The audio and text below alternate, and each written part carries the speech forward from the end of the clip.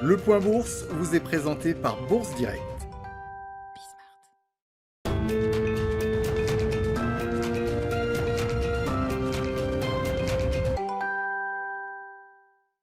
Clôture dans le vert ce soir pour le CAC 40 après une journée intégralement en hausse. L'indice parisien termine sa journée à plus 1,19% pour s'établir à 5631 points. Une journée principalement animée par les indices PMI des services pour le mois de décembre. Les investisseurs ont pu regarder aujourd'hui celui de la zone euro, 46,4 points contre 47,3 attendus par les analystes. Il reste cependant plus élevé que celui du mois de novembre qui atteignait à peine les 41,7 points. En France, ce même indice ressort également un peu en dessous des attentes, à 49,1 points contre les 49,8 attendus, mais cela reste sa plus faible contraction depuis 4 mois.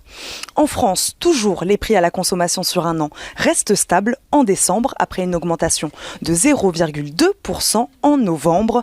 À noter également le feu vert de l'Agence européenne du médicament au vaccin contre le Covid-19 de Moderna qui laisse espérer une accélération de la campagne de vaccination en Europe.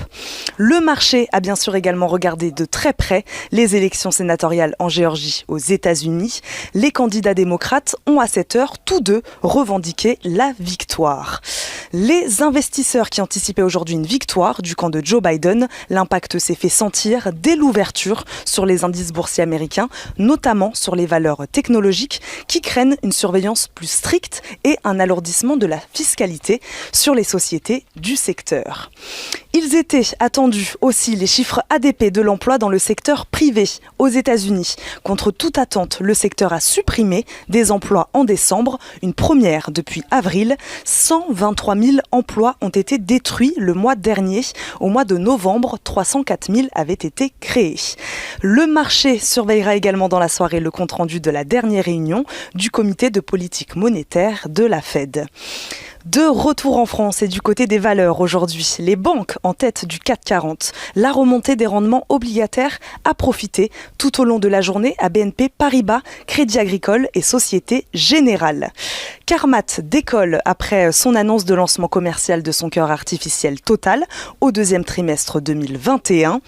Alstom qui a annoncé hier avoir réalisé avec succès une émission à 8 ans de 750 millions d'euros d'obligations seniors à taux d'intérêt fixe de 0%, un produit d'émission qui servira entre autres à financer une partie de l'acquisition de Bombardier Transport dont la finalisation est prévue fin janvier.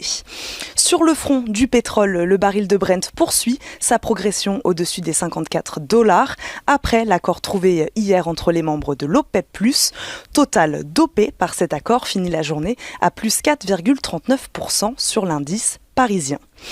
Demain, les investisseurs pourront prendre connaissance de l'indice de confiance des consommateurs de la zone euro au mois de décembre, ainsi que les ventes au détail.